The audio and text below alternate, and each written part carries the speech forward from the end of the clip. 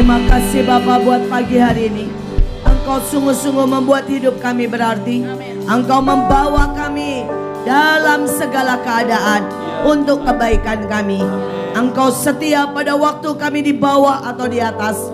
Karena kami tahu Engkaulah Bapa kami. Mari Tuhan, biarlah roh-Mu mencengkram, menembusi setiap hati kami. Dan membawa kami dari satu kemenangan kepada kemenangan, dari satu kemuliaan kepada kemuliaan. Terima kasih Bapa, Putra dan Roh Kudus.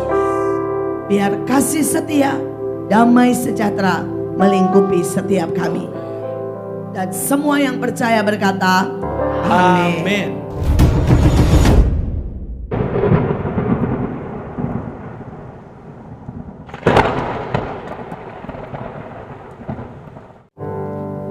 Shalom. Saudara, hari ini saya mau berbicara tentang sebuah tema yang mungkin agak aneh, dark side of the leadership. Saudara, ada banyak dalam hidup kita, saudara, merasa bukan pemimpin. Tetapi kita dipanggil untuk menjadi kepala dan bukan ekor, betul? Berarti kita semua dipanggil buat jadi pemimpin. Saudara, dan untuk menjadi seorang pemimpin harus mulai dengan memimpin diri kita sendiri. Karena ada banyak orang, saudara, dia tidak bisa memanage dan memimpin dirinya sendiri. Karena itu terjadilah kegagalan di dalam rumah tangga, di dalam pekerjaan, di dalam pelayanan. Karena sebenarnya dia tidak pernah bisa memimpin dirinya sendiri. Saudara, dan biar kita belajar pada pagi hari ini, hal-hal apa yang harus kita waspadai sebagai dark side. Saudara, seringkali kita pengen memimpin, misalnya ya, kita bicara tentang karunia kepemimpinan. Atau kita bicara, saudara, tentang strategi dalam pemimpinan. Tapi saya hari ini mau bicara yang berbeda. Bagaimana mewaspadai dark side, saudara, di dalam kepemimpinan. Mari kita belajar. Saudara, yang pertama, saudara, apapun yang terjadi dalam hidup kita, Tuhan itu sedang membuat kita dari karbon yang hitam menjadi intan. Saudara, ada banyak orang tidak tahu bahwa karbon dan intan atau permata itu sama, saudara. Dasarnya yaitu C, saudara ya. Tetapi ada yang berbeda. Karbon itu murah banget. 1 kilo, saudara, gak sampai $5 1 kilo. Sedangkan saudara, permata, kalau saudara bisa lihat yang di sini, saudara, yang belum diasah mentah, 1 karat itu seujung kuku, saudara ya. Saudara, harganya $375. Itu seujung kuku, saudara. Tapi kalau saudara sudah diasah, maka harganya seujung kuku. Bayangin, saudara, 5.000, saudara, US dollar. Saudara, betapa sangat berbeda dengan karbon. Why? Proses. Saudara, dalam hidup ini, saudara tidak bisa melihat seseorang, ya, menjadi baik, besar, kuat kalau dia tidak diproses. Saudara, kita tahu Bapak kita presiden, atau saudara ya para tentara, bahkan K-pop. Jangan pernah berpikir, saudara, bahwa K-pop jadi karena bakat. Kalau saudara pernah baca riwayat-riwayat mereka, ada yang 7 tahun, saudara, cuma belajar vokal, cuma belajar nari. Saudara, biar bagaimana semua melewati proses untuk menjadi permata. Nah, saudara, apa bedanya? Sekali lagi, saudara, karbon kalau mau jadi permata dia harus terus menerus ada di bawah bumi. Saudara, dia mengalami tekanan minimal, saudara ya, 300.000 kilo. Itu minimal. Saudara, untuk merubah dia dari hitam jadi putih. Saudara, dan dia mengalami temperatur minimal, saudara, 1000 derajat Celcius. Untuk merubah hitam jadi putih. Dalam hidup kita ada banyak hal yang hitam. Siapkah kita untuk mengalami tekanan? Saudara, ingat, kalau ada tekanan, ada masalah, bukan karena Tuhan benci kita, tapi karena dia sedang mau merubah kita dari karbon menjadi permata. Amin. Nah, mari kita lihat, saudara, ya. Selanjutnya, ini sebuah ayat yang saya mau kita renungkan. Saudara, ayatnya berkata begini, hikmat lebih baik daripada alat-alat perang, tetapi satu orang yang keliru dapat merusakkan banyak hal yang baik. Saudara, ada banyak orang membiarkan dalam hidupnya ini kekeliruan demi kekeliruan. Dan itu merusak hal yang baik. Mungkin kekeliruan dalam mengambil keputusan. Saudara itu menghasilkan salah kawin, ya, salah pekerjaan, salah sekolah. Saudara, dan itu bisa menghancurkan banyak hal. Saudara, dan banyak orang juga tidak mencapai apa yang Tuhan mau. Karena apa? Tidak kompeten. Di dalam terjemahan lain dikatakan satu orang yang tidak kompeten dapat menghancurkan banyak hal yang baik. Nah, saudara, tidak kompeten itu apa? Yang pertama, tidak sanggup berfungsi sebagaimana saudara mestinya. Jadi kalau ada bapak yang marah maki-maki, saudara, setiap anaknya salah, saudara, ya, dia melukai anaknya, ini enggak kompeten namanya. Saudara, dan biasanya itu menghasilkan anak yang narkoba. Anak yang kemudian lari dari rumah. Merusak seluruh kehidupan keluarga. Hanya karena apa? Tidak kompeten sebagai bapak. Tapi ada juga banyak ibu-ibu ya di luar sana. Saudara, yang gak kompeten sebagai istri. Akibatnya apa? Suaminya, saudara, pergi. Mungkin cari, saudara, istri lain. Anak-anaknya marah. Nah, hari ini mari kita cek hidup kita. Apakah kita ini sudah berfungsi sesuai dengan tugas dan panggilan kita? Mungkin kita berfungsi sebagai guru, sebagai penyembah, sebagai pendoa, sebagai ibu, sebagai bapak, sebagai pemimpin. Apakah kita sudah berfungsi? Ataukah kita tidak kompeten? Kita tidak mau tahu. Dan kita tidak berdiri pada tempat kita.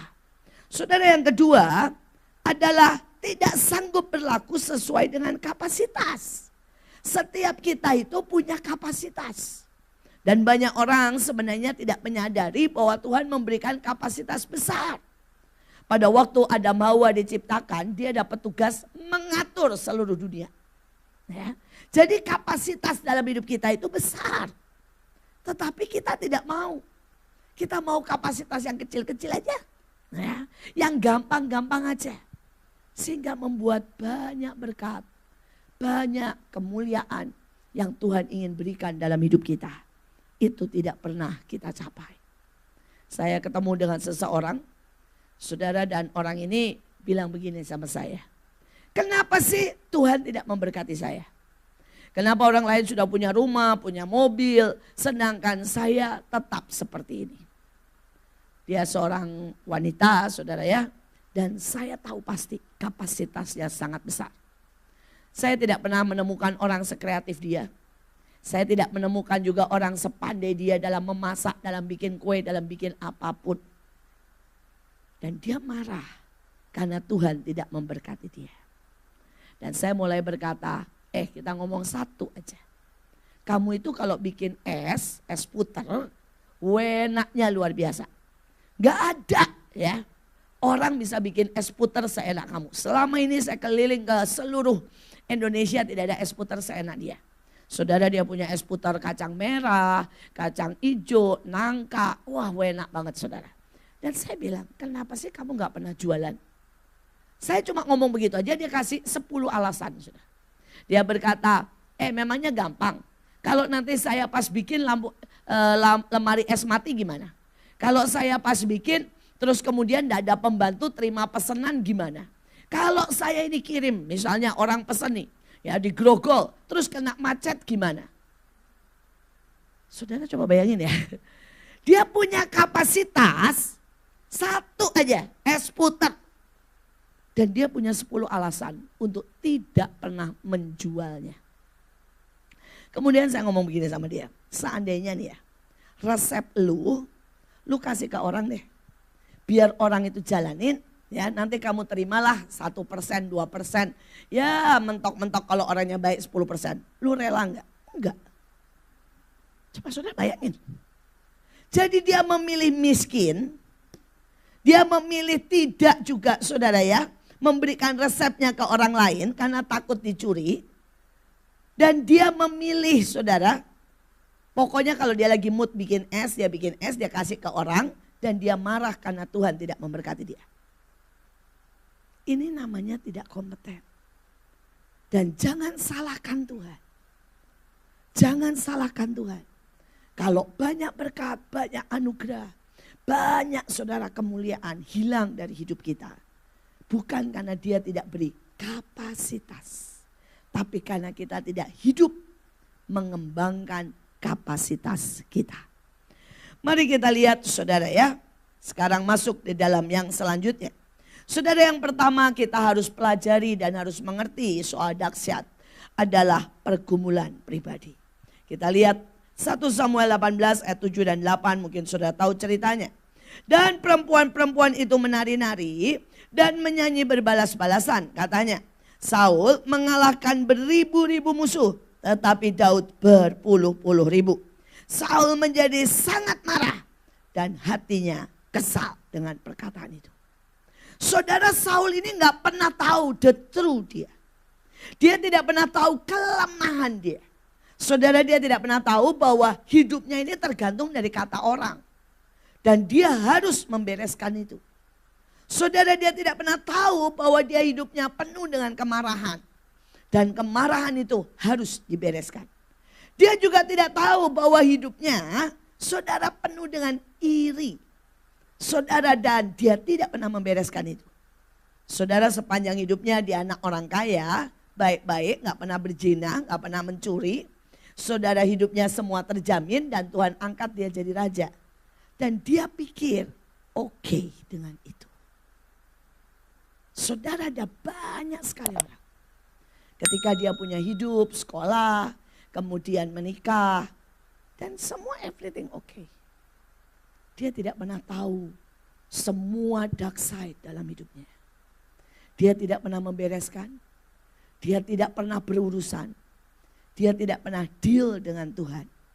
Sehingga ujungnya, maaf kata, dia tidak mencapai kemana-mana.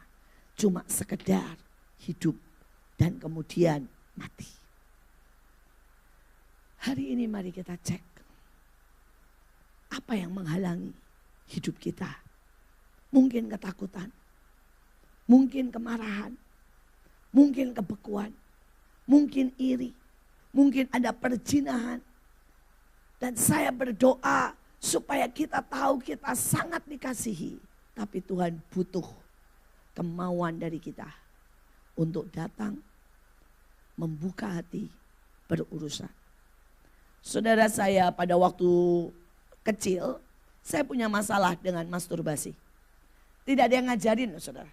Saya ini memang opa saya dan di atas saya semua ada kutuk perzinahan. Banyak orang berpikir kutuk otomatis lepas. Enggak, saudara. Itu seperti masalah dalam hidup kita yang harus kita mengaku. Kita harus minta dilepaskan. Kita harus berurusan dengan Tuhan.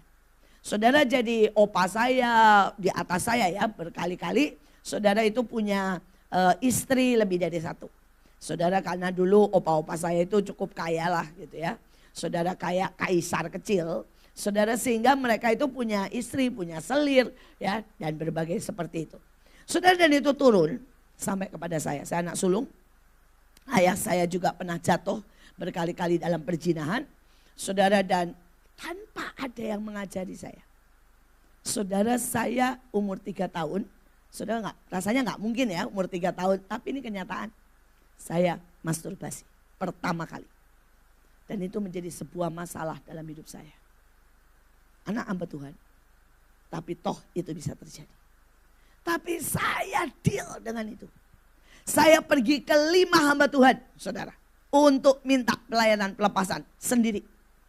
Saya umur 9, saya mulai datang ke si A, si B, si C. Saya pergi saudara ke hamba Tuhan yang tahu tentang roh. Yang tahu tentang jiwa. Saya minta konseling, saya minta dibereskan, saya minta kutuk keturunan dipatahkan. Saudara, dan kemudian saya melatih badan saya sampai saya sembuh. Ya, itu cuma satu. Saya juga punya pemarah, saudara. Dan saya juga berurusan dengan itu 1 tahun. Saya benar-benar berkata, Tuhan ampuni kemarahan saya. Dan Tuhan membereskan itu. Saya hari itu cucu, saudara ya. Cucu pertama dari opa dan oma saya yang orang paling kaya saudara di Jepara.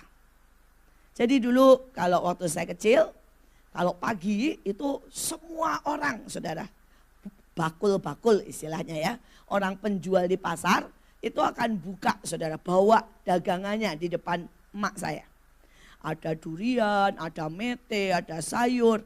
Saudara dan emak saya akan jalan dan pilih. Ini. Ya, terus dibayar, terus mereka baru ke pasar. Jadi sebelum ke pasar mesti ngadep dulu oma saya saudara. Karena pembeli terbanyak adalah oma saya. Dan oma saya harus beli yang terbaik. Saudara, jadi setiap hari hidangan di tempat kami itu bisa 9 menu saudara setiap hari. Jadi dari kecil kalau saya makan, saya misalnya makan ya, anggaplah sama babi kecap, cuma 2 sendok saya bilang ganti. Ganti lagi, sama telur anggaplah. Saya bilang ganti lagi sama opor. Karena memang apa? Satu meja itu setiap hari 9 menu. Tapi tanpa sadar itu menyebabkan kemanjaan dalam hidup saya. Saya menjadi orang pemilih, memanja, penuntut. Ya. Ada yang saya masih ingat banget. Ini kebangetan, sampai kalau sekarang saya mikir kenapa ya saya ini bisa sebegitunya. Saya merasa bahwa karena saya cucu daripada orang terkaya, saya harus pakai baju terbaik. Hari itu saya ke sekolah minggu dan lihat anak orang lain pakai baju Cinderella. Saudara tahu ya, udah baju Cinderella yang gede, saudara mekar, saudara pakai begitu. Dan mungkin buat opa oma saya, buat semua berpikir baju pakai itu kan gatel. Jadi saya tuh nggak pernah dikasih baju itu dulunya ya. Baju saya selalu simple, elegan ya. Nah tapi begitu lihat baju Cinderella yang mekar, bagus, menurut saya bagus. Saya nggak peduli gatelnya, saudara ya. Saya nangis dan saya bilang begini, saya mau itu. Sekarang juga. Dan dalam 1 hari, saudara dalam 1 jam mungkin.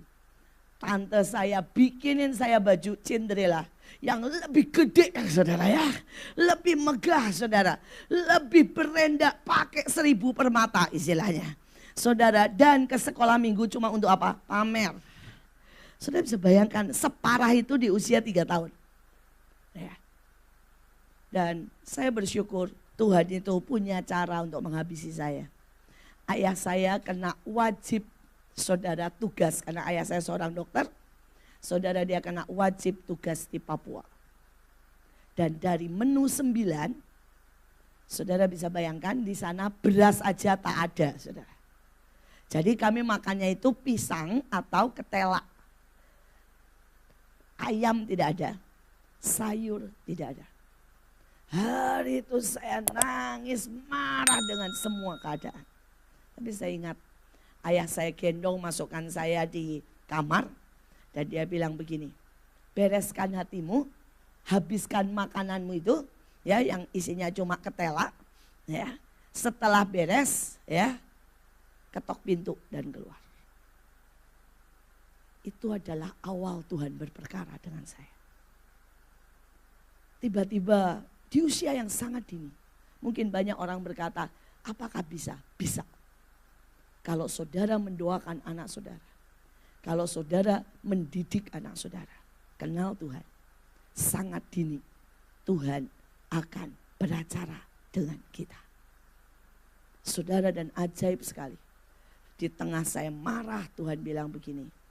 Berhenti jadi putri. Mulai bersyukur dengan apapun juga. Maka engkau akan menjadi kuat. Dan menjadi alat kemuliaanku. Seperti yang dikatakan tadi pemimpin pujian. Bejana kemuliaan. Seharusnya itu tidak diucapkan untuk anak 3 tahun. Tapi aneh, saya bisa mudeng. Saya berhenti nangis, saya makan ketela saya. Saudara, dan disitulah mulai proses panjang. Untuk saya membereskan dark side dalam hidup saya. Tapi kalau itu tidak pernah terjadi, saya tidak bisa berdiri dan menjadi seperti sekarang ini. Mungkin Bapak Ibu berkata, Bu, bagaimana kalau saya sudah tua? Tidak apa-apa, bereskan. Maka tiba-tiba Tuhan bisa pakai engkau luar biasa. Saudara, tiba-tiba saudara bisa melejit. Saudara mungkin dalam perusahaan, dalam pelayanan, dalam keluarga bisa sangat pulih. Karena sebenarnya ada banyak kehancuran. Banyak saudara ya, istilah saya kegagalan. Karena orang tidak membereskan pergumulan pribadi, dark side di dalam hidupnya. Saudara kita lihat yang kedua. Saudara Mazmur 27 ayat 2. Ketika penjahat-penjahat menyerang aku dan memakan dagingku, yakni semua lawanku dan musuhku, mereka sendirilah yang tergelincir jatuh.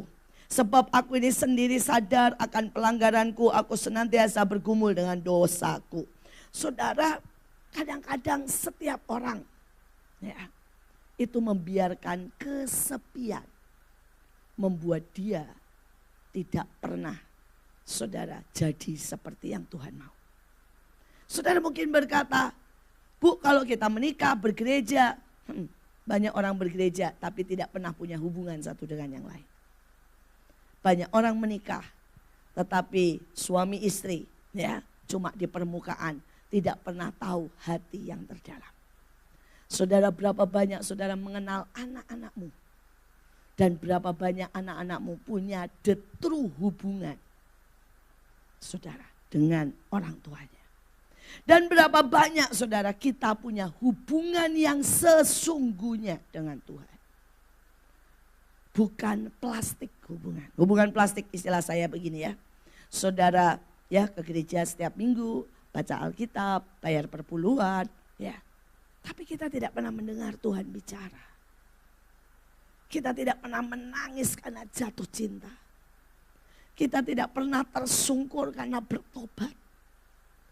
Kita tidak pernah merasa ada sebuah rema dan kita berjalan bersama Tuhan dan melihat sebuah keajaiban. Maka sebenarnya yang kita sedang alami adalah hubungan plastik, saudara. Kelihatannya bagus seperti bunga plastik, tapi tidak ada kehidupan. Tapi hubungan seperti itu bisa tidak hanya dengan Tuhan. Dengan teman, dengan keluarga, dengan suami istri. Dan ini adalah bahaya akhir zaman. Sejujurnya saya mendapati istilah saya ya, dari 10 orang cuma 1 yang biasanya punya the real hubungan. 9-nya hari-hari ini hubungan mereka adalah hubungan yang plastik. Yang membuat mereka semua terikat sama apa? Gadget. Kan kalau ngomong pakai WA, pakai Line, enak ya saudara, nggak usah pakai emosi. Orang juga nggak tahu yang kita ngomong. Ya. Saudara, kita menjadi begitu saudara berjarak dengan semua orang, juga anak kita. Saya mendapati ada banyak keluarga yang ngomong sama anaknya juga pakai WA loh saudara. Karena apa? Semua udah di kamar masing-masing. Tidak ada hubungan.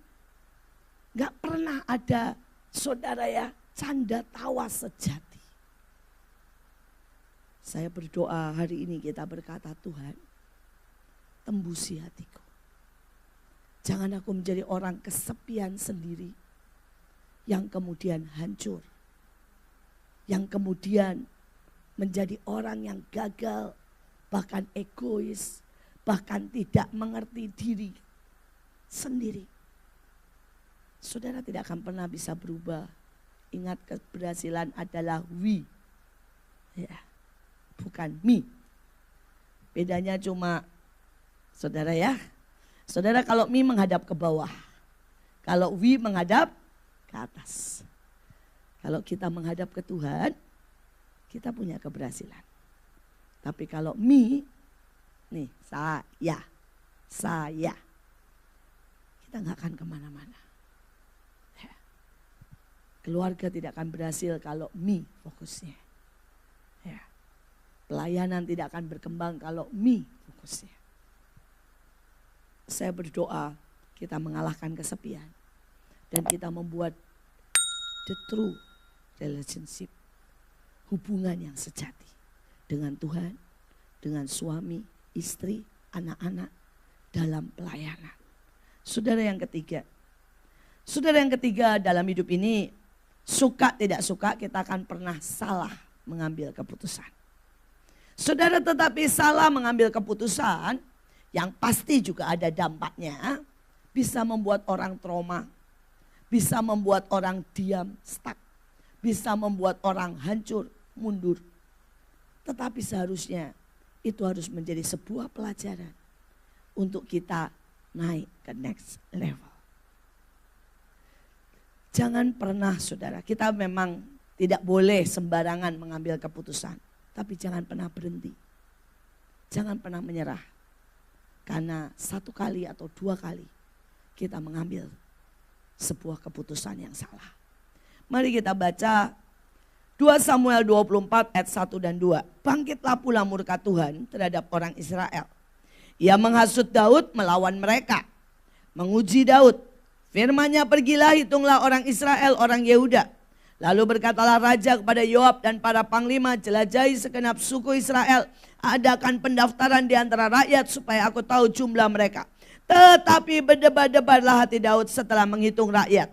Lalu berkatalah Daud kepada Tuhan, aku telah sangat berdosa karena melakukan hal ini.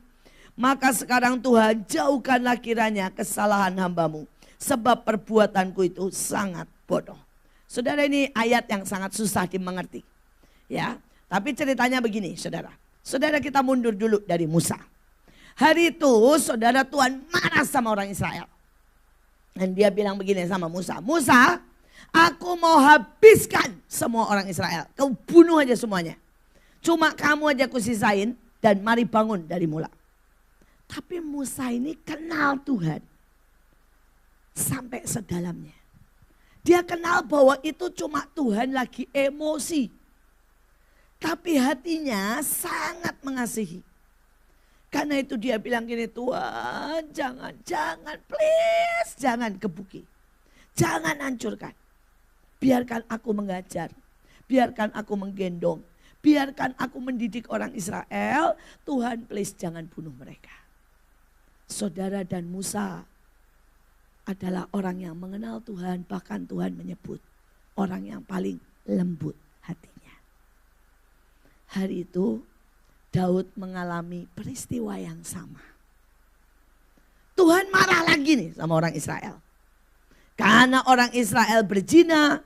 Orang Israel saudara ya menyembah berhala. Orang Israel kurang ajar. Tuhan marah lagi. Kali ini dia ngomongnya sama Daud. Daud, ya aku ini kesel banget sama orang Israel. Udah hitung aja. Ya, yang benar yang mana, yang jelek yang mana, yang bisa bawa pedang yang mana. Hitung dengan benar. Ya, istilahnya nih ya, yang jelek-jelek singkirin aja. Ya, kita hitung aja yang benar. Saudara, tapi pada waktu itu Daud ini hari itu belum sangat mengerti hati Tuhan. Pada waktu dia tahu itu, saudara, dia bilang, oke, kita hitung. Tapi pada waktu dihitung dia tahu salah nih. Salah, nggak mudeng ini.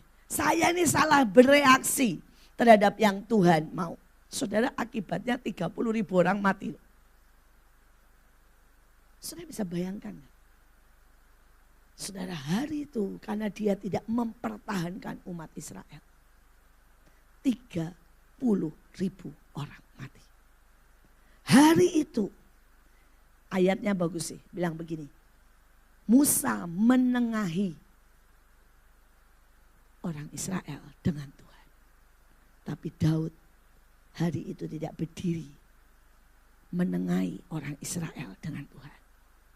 Ada ayat lain lagi yang berkata, Tuhan mencari orang yang mau berdiri di tembok supaya bangsa itu tidak kumusnahkan.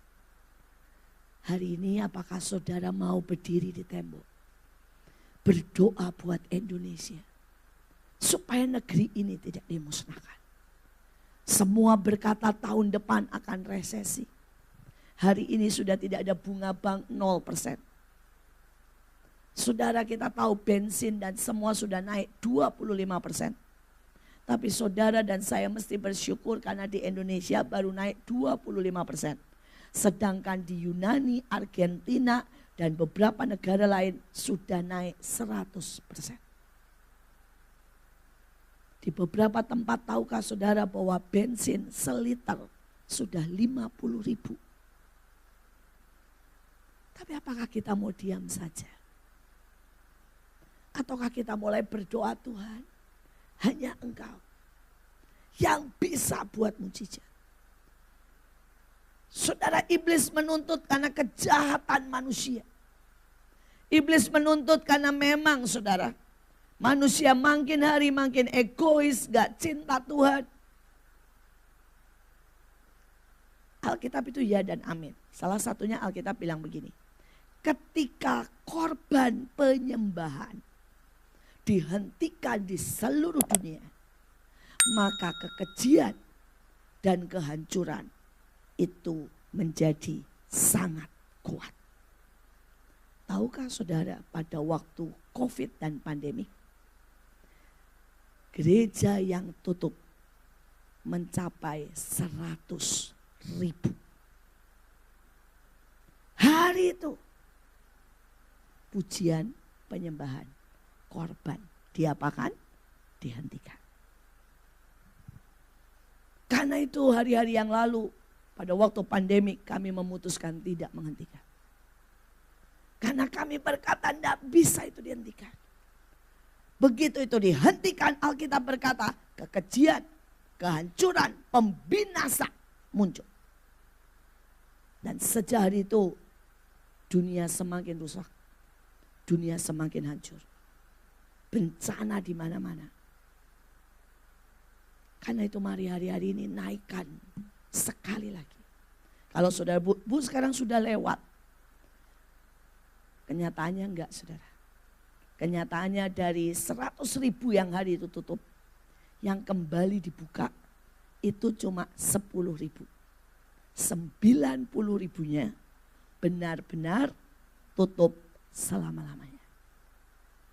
Beberapa saudara berkata, Bu, kan bisa online.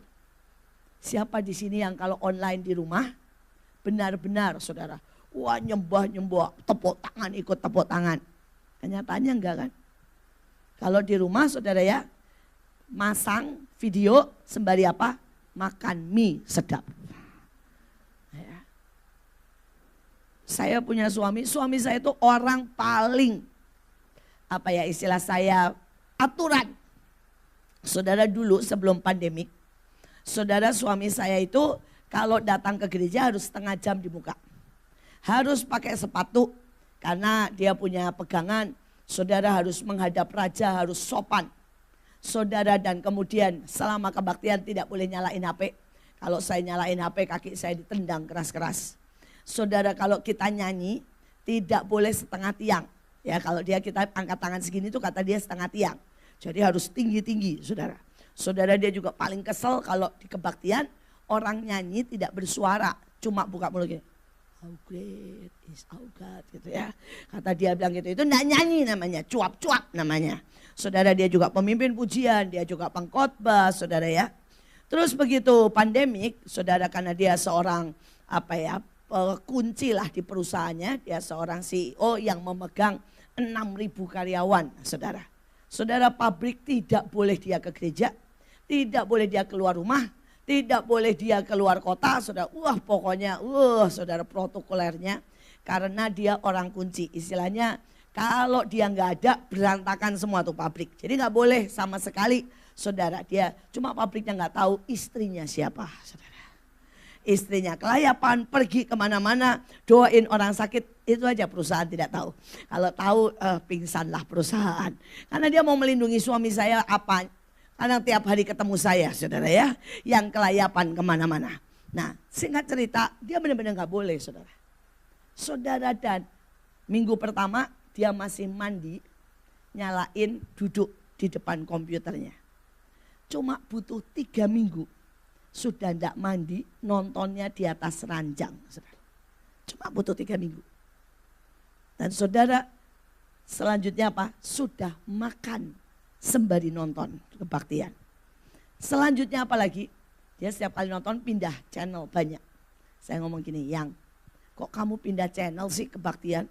Kan bagus, sekaligus mendengarkan 20 khotbah katanya. Jadi kalau di sini nyanyi, fales pindah, nggak seru pindah, saudara ya. Apakah itu bisa disebut penyembahan? Enggak. Ini dari orang yang paling strict. Dan saya bilang, Yang, kamu sudah 2 tahun loh enggak kebaktian. Dia bilang, iya nih izin gak keluar-keluar. Sudah dia kalau ngurus kemana-mana tuh harus mobil pribadi, keluar kota harus mobil pribadi. Dia juga nggak tahu kalau seringkali saya ajak kemana-mana tanpa mobil pribadi. Ya mobil pribadi itu artinya satu sendirian dia dan tidak boleh ada yang lain. Selain sopir yang sudah dites dan diswab. Saudara ya, karena dia pokoknya dijaganya super-super lah saudara. Tapi itu menyebabkan sangat-sangat berbeda. Hari ini sebuah panggilan buat setiap kita. Seluruh dunia akan kolaps, menderita kematian di mana-mana, perang. Kalau penyembahan dihentikan. Itu kata Alkitab. Dan apakah kita mau berdoa? Apakah kita mau berdiri buat bangsa kita? Apakah saudara mau sungguh-sungguh menaikkan sebuah penyembahan dan doa syafaat?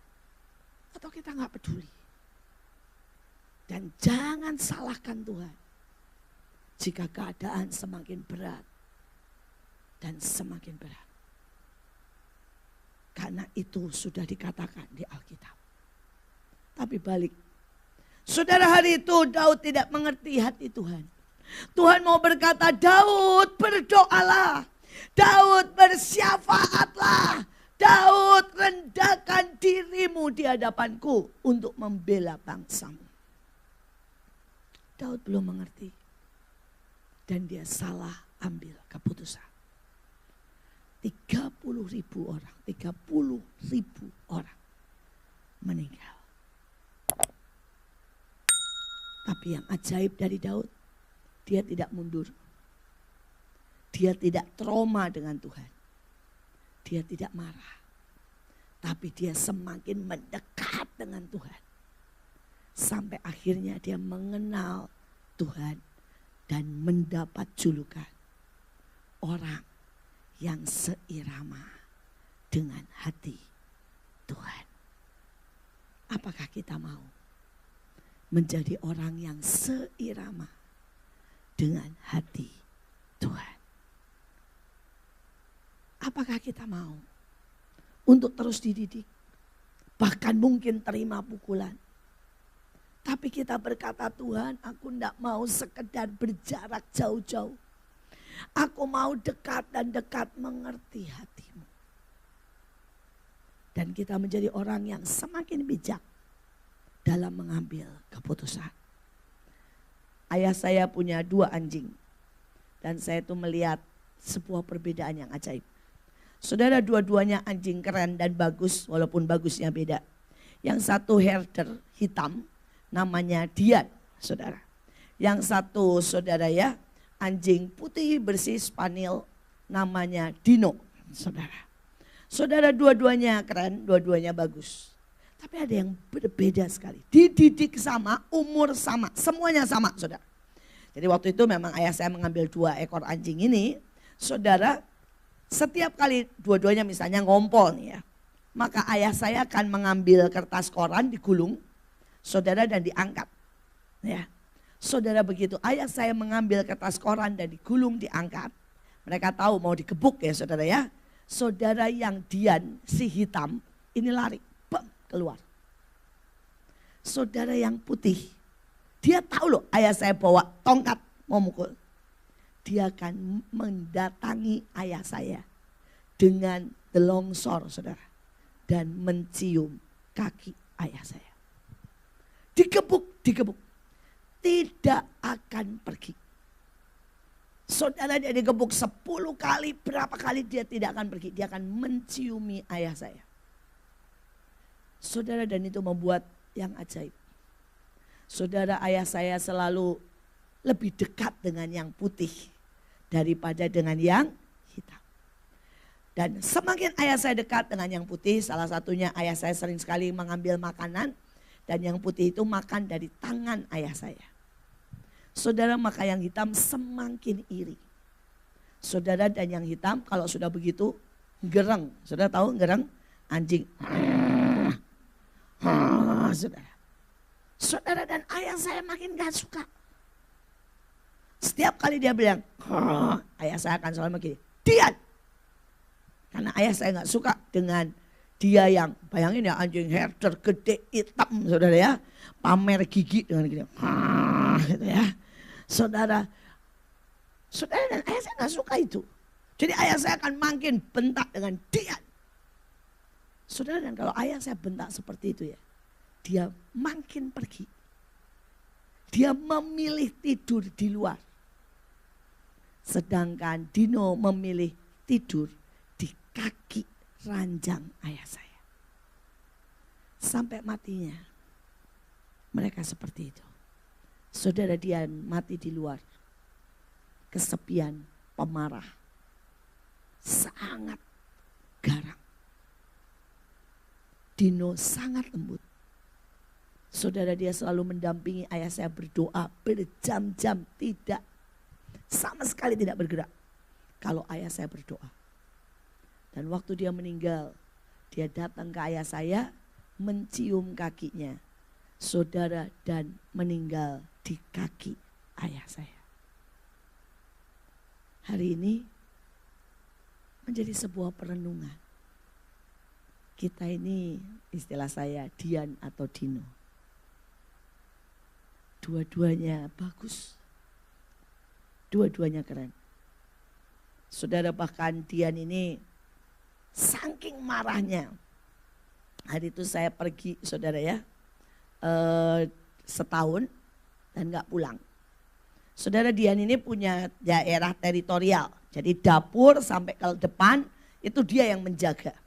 Saudara ya, seorang siapapun asing kalau berani masuk tanpa seizin saudara ya, atau ditemenin orang atau orang keluarga kita, dia akan langsung gigit, serang. Saudara, dia penjaga yang baik sebenarnya, tapi dia menjaga teritorialnya. Saudara, bahkan kalau Dino mau mendekat, wah dia nggak boleh, saudara. Itu pokoknya garasi, dapur sampai luar itu daerah teritorialnya. Dia sebegitu nggak tenangnya. Saudara, dan hari itu saya pulang dari Belanda, ya karena saya merasa saya ini tuan rumah.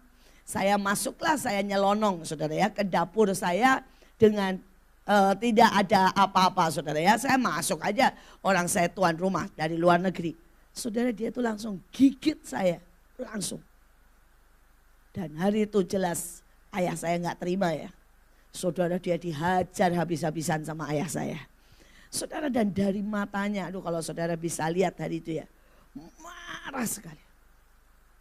Dia sakit hati sekali sama ayah saya. Saya berpikir ini anjing. Tapi itu menjadi pelajaran buat saya. Ada orang-orang yang mempertahankan prinsip. Mempertahankan hak. Mempertahankan egonya. Dan kalau orang menyerang atau mendekatinya, langsung diserang, digigit. Dan apakah Tuhan berpikir oke? No. Tuhan akan menggebuki kita istilahnya. Dan biasanya orang-orang seperti itu bukannya tambah sadar, tambah sakit hati. Bilangnya, kenapa Tuhan tidak memberkati? Kenapa gereja saya berantakan?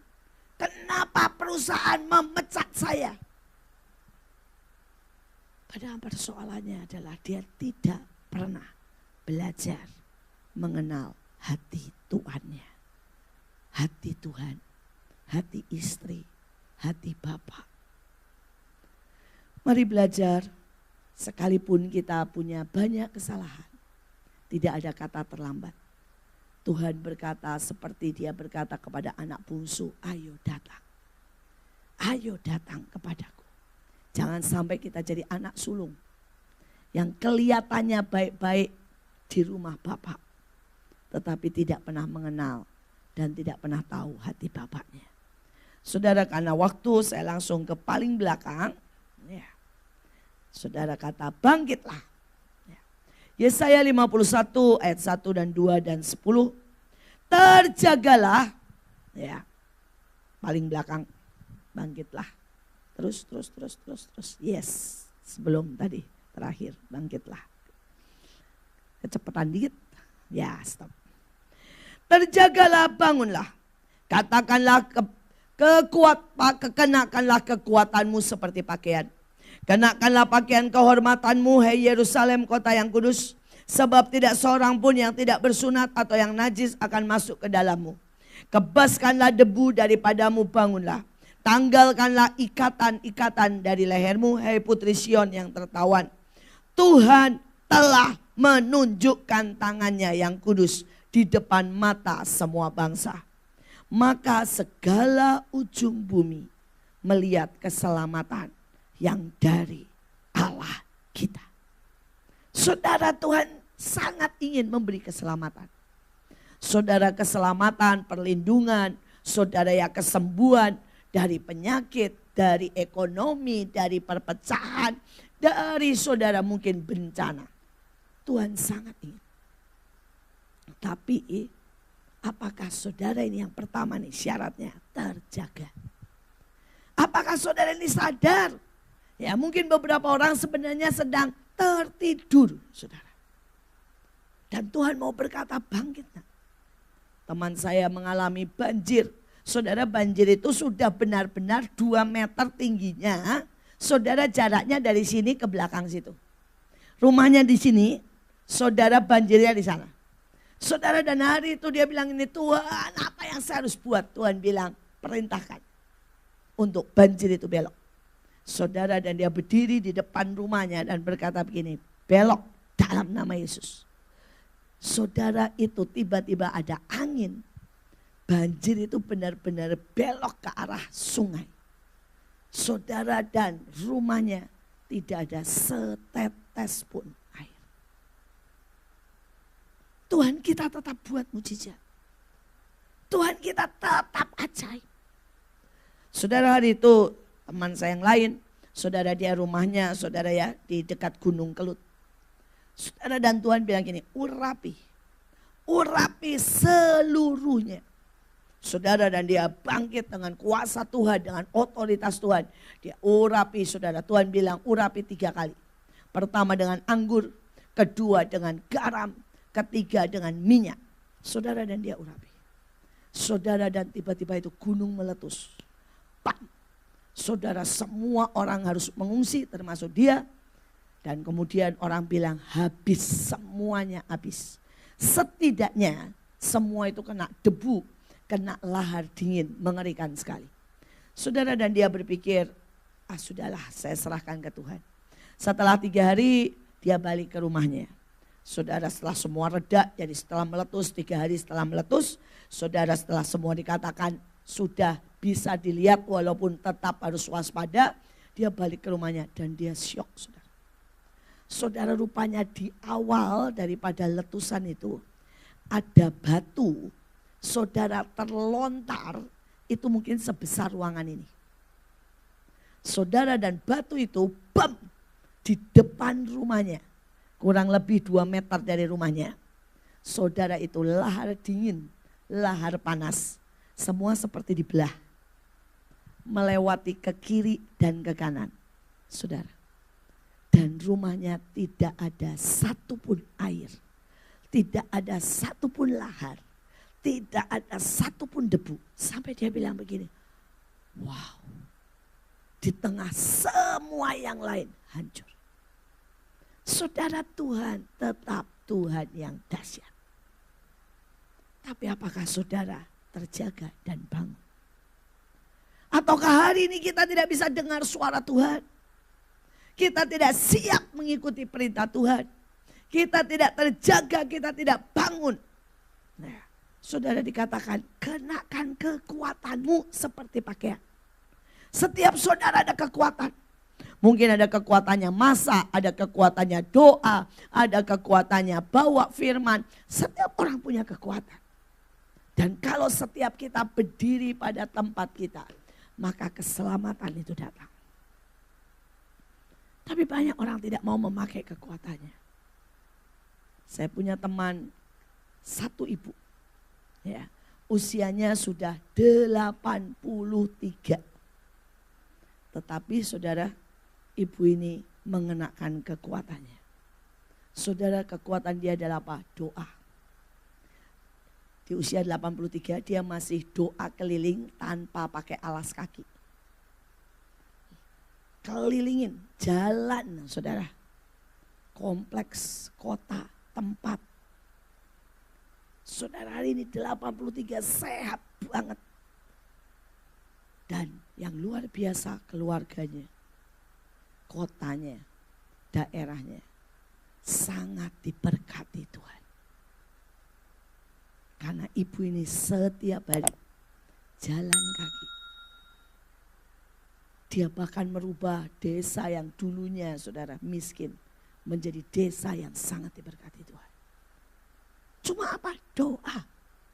Tiba-tiba datang pengepul, tiba-tiba datang saudara ya yang buat pabrik di situ. Tiba-tiba datang saudara sehingga semua harga tanah naik. Pokoknya segala macam terjadi.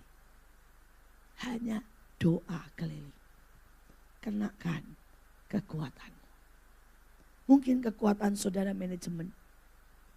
Mungkin kekuatan saudara adalah menyanyi.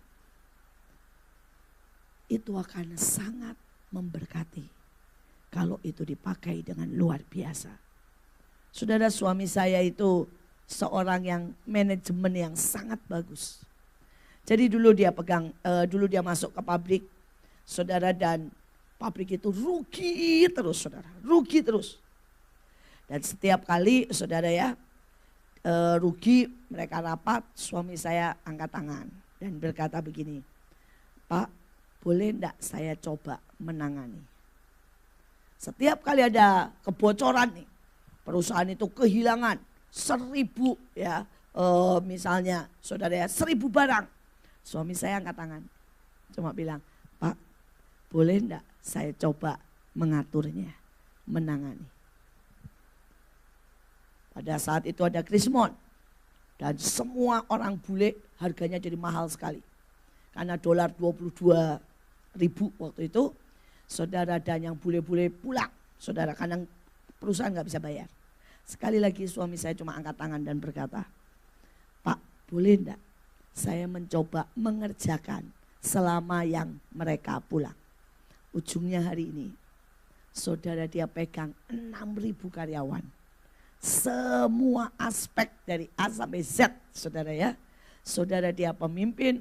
Dan bosnya sekarang tidak tahu menau, dan dari bangkrut, dari hampir bangkrut, rugi besar, hari ini menjadi sangat besar, menjadi yang terbesar di Indonesia.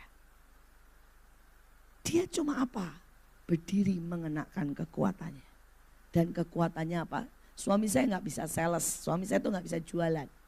Suami saya juga bukan orang yang bisa kayak saya bicara. Dia suka bilang begini, In, lu kenapa ya ndak habis ngomongnya, katanya. Saya bingung loh kalau jadi kamu, katanya.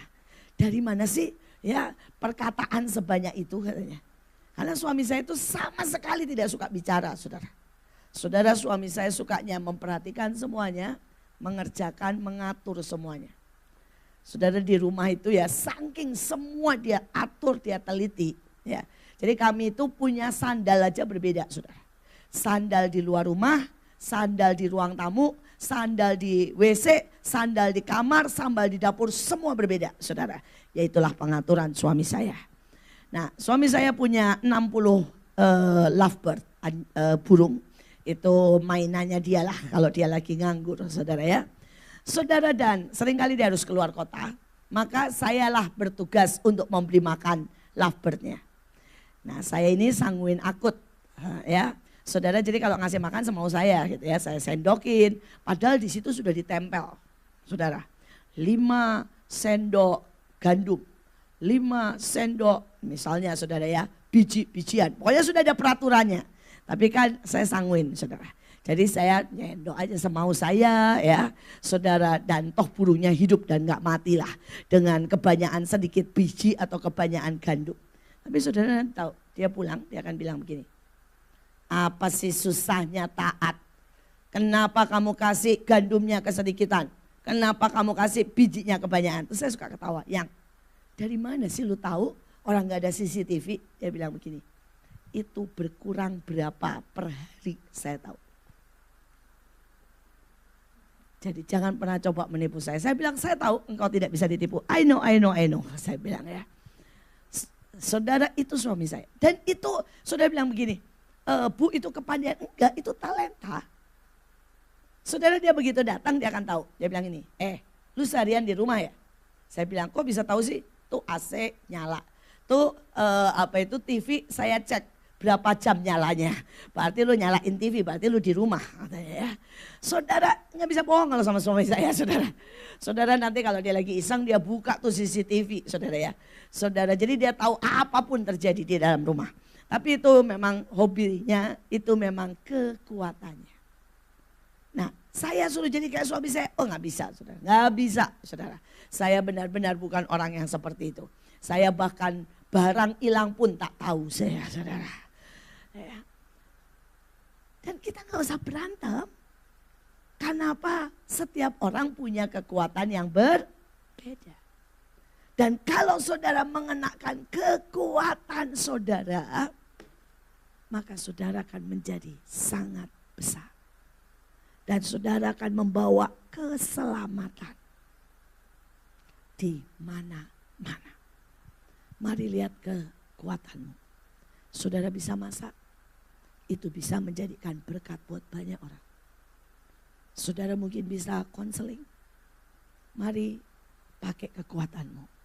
Dan yang terakhir, tanggalkan ikatan di leher, kebaskan debu. Saudara ada beda debu dan ikatan. Debu adalah hal-hal simpel yang gak perlu diperhatikan, kebasin aja. Ya. Misalnya begini, ada orang ngomongin kita, gak usah dipikirin. Kayak Saul tuh, cuma diomongin gini, Saul bunuh ya beribu-ribu, Daud puluhan ribu. Itu menjatuhkan dia, benar kan? Lo apa susahnya sih, gak usah dipikirin, itu debu. Ada satu hari orang ngomongin saya, bilang ini, Bu ini tuh sesat, Bu itu macam-macam lah saudara ya. Terus ada orang bilang gini, kamu terganggu gak sih dengan omongan orang? Enggak, buat saya itu debu. Semua orang boleh ngomong kok. Sama aja kayak masakan. Ada orang suka masakan Padang, ada suka masakan Cina. Gak usah pusing dengan itu. Toh Tuhan tahu siapa kita. Dan kita tahu kita di hadapan Tuhan. Tapi banyak orang mengurus debu. Saya pernah punya teman, saudara anaknya Ibu Helena, mamahnya ada di sini. Saudara hari itu dia pergi sama seseorang dan saudara temannya ini jatuh kepleset di salju. Tangannya patah. Nah dia enggak ada di tempat itu tapi dia pergi bersamaan tapi dia enggak di tempat itu loh saudara. Jadi dia enggak bisa megangin orang dia pergi tidak tempat itu. Begitu pulang orang guyon sama dia bilang begini. Lu ya pergi sama cewek enggak bisa jagain sampai ceweknya tangannya patah. Dasar lu enggak bisa jaga. Ya orang guyon begitu kan normal ya. Saudara dia pergi dan menghilang selama 1 bulan. Saya tanya, loh kamu kenapa menghilang? Orang menganggap saya pengecut, tidak bisa menjaga, menganggap saya gagal. Buat apa saya ada di situ? Saya bisa bayangkan. Ini debu, saudara bisa mengerti? Ya, ini debu. Perkara perbedaan pendapat. Saudara, mungkin HP kita hilang, itu debu. Tebaskan saja. Karena pertandingan, peperangan, hal-hal besar harus kita kerjakan. Saudara, tetapi ada ikatan di leher lagi. Dan ini kalau nggak diberesin, ini bikin kita apa? Mati. Ini sama dengan gantung diri. Saudara mungkin berkata, Bu ikatan di leher ini apa? Sakit hati. Ya. Kemarahan. Utang. Cara hidup yang tidak benar. Tidak kenal Tuhan. Ini kalau enggak diberesin sama dengan bunuh diri. Hari ini saya berdoa kita merenungkan.